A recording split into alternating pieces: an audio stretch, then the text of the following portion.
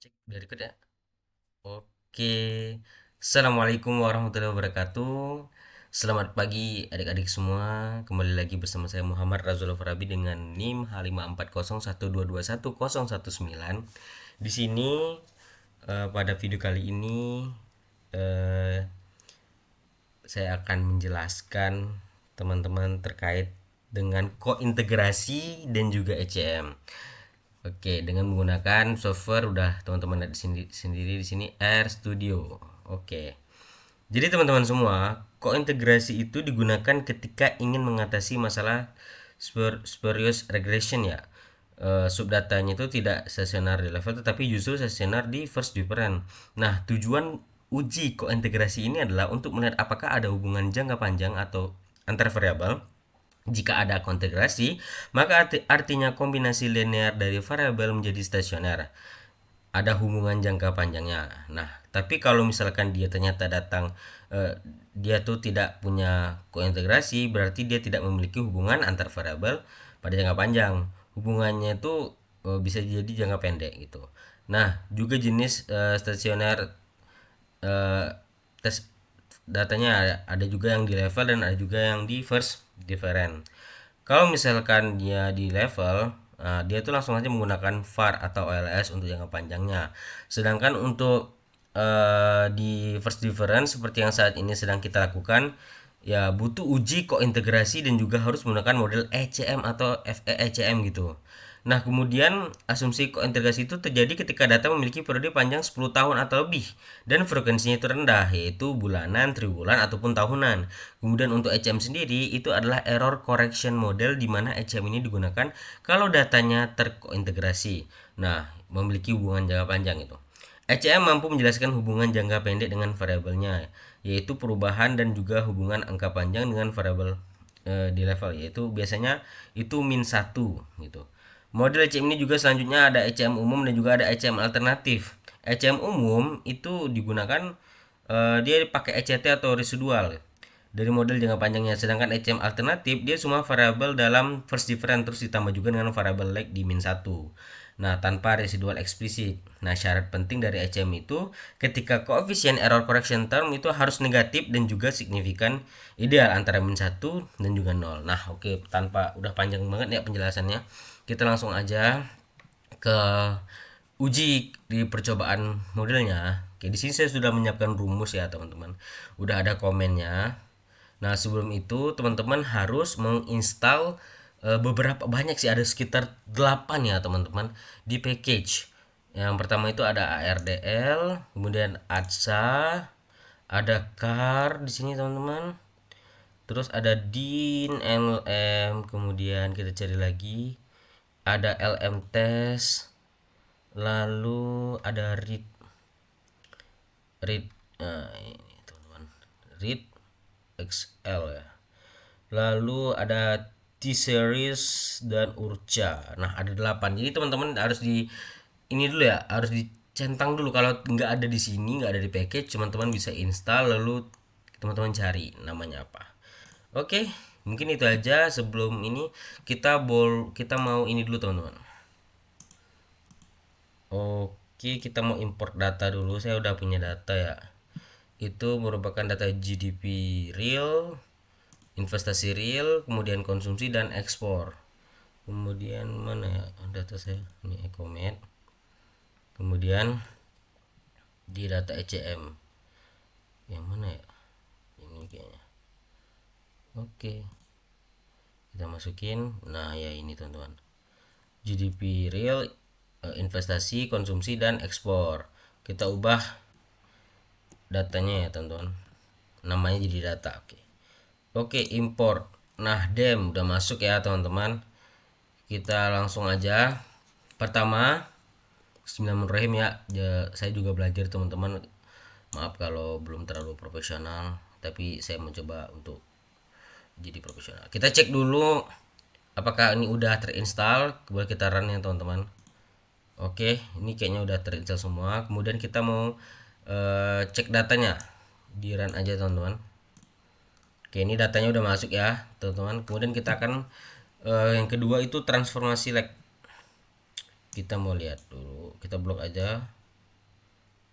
Oke, udah diblok semua, kita runkan, juga udah masuk ya teman-teman. Terus kita mau buat datanya itu menjadi time series dengan frekuensinya tuh 1 ya teman-teman.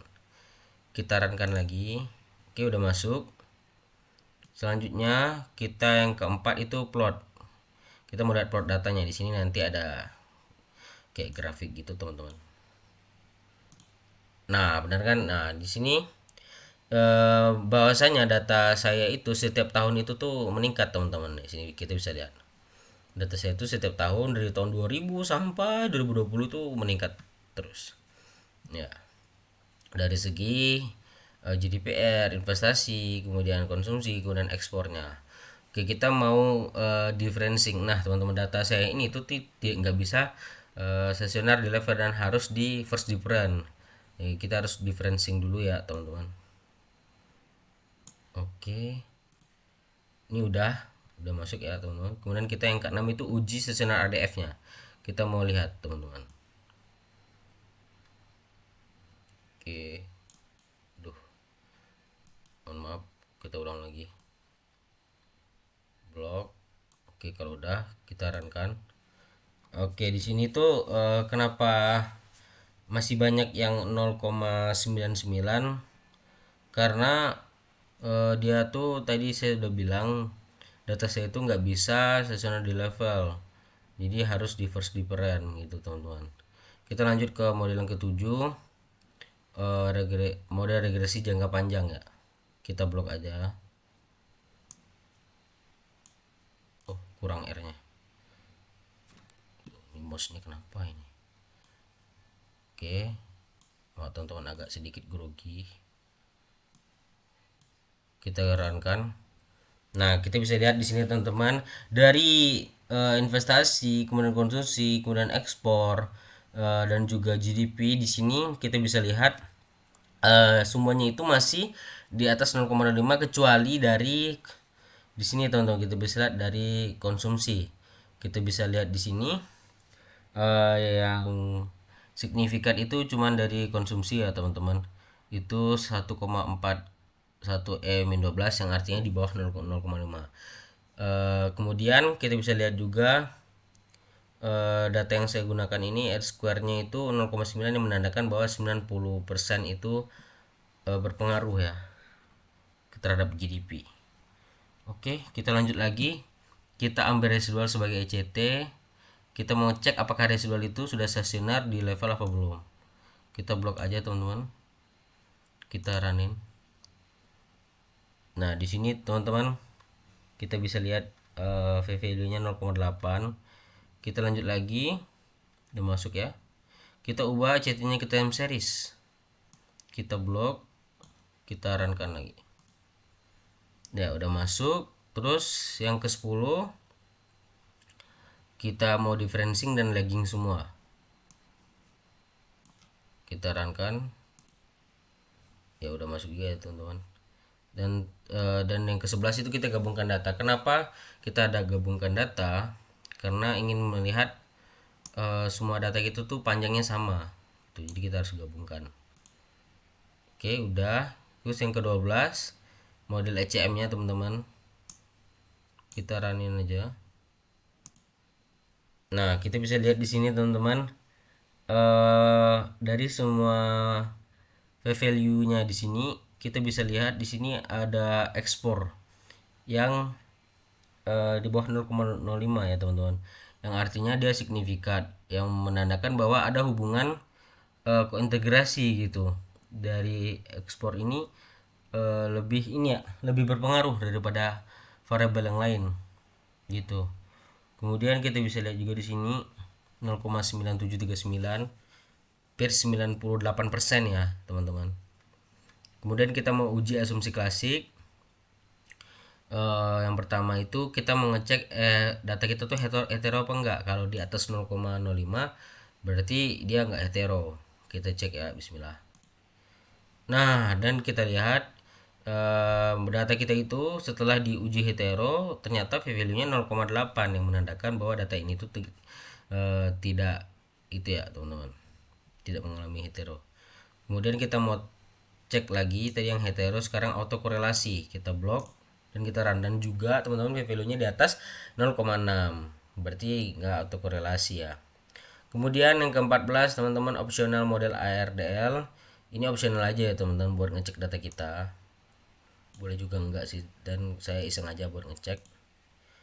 Nah di sini teman-teman bisa lihat variabel ekspor, kemudian ya ekspor ya, kemudian GDP-nya itu signifikan ya teman-teman, kita bisa lihat di sini. Value-nya juga, nah ini signifikan. Kemudian bond test. Nah bond test ini tuh lebih berpengaruh bond F-nya ya daripada bond T. Jadi kalau bond F-nya signifikan, bond T-nya enggak, jadi enggak apa-apa sih sebenarnya. Kita bisa lihat di sini hasil bond test saya itu 85 ya, dengan value-nya signifikan. Jadi datanya ini kita bisa lihat. Nah ini teman-teman. Kemudian kalau bond T-nya, saya rasa bond T-nya minus sih. Nah iya kan minus, value nya juga di atas 0,5, tapi karena F testnya bagus jadi nggak apa-apa teman-teman. Oke, yang terakhir itu model WCM, kita blok, kita runin. Nah udah sampai di akhir teman-teman. Di sini kita bisa lihat yang paling konsisten signifikan itu ya ekspor ya teman-teman, menandakan bahwasanya ekspor ini tuh mempunyai pengaruh dalam jangka pendek itu dia minus, tapi dalam jangka panjang dia berpengaruh dari segi GDP ya. Di antara semua ini dia yang paling signifikan nih, gitu teman-teman.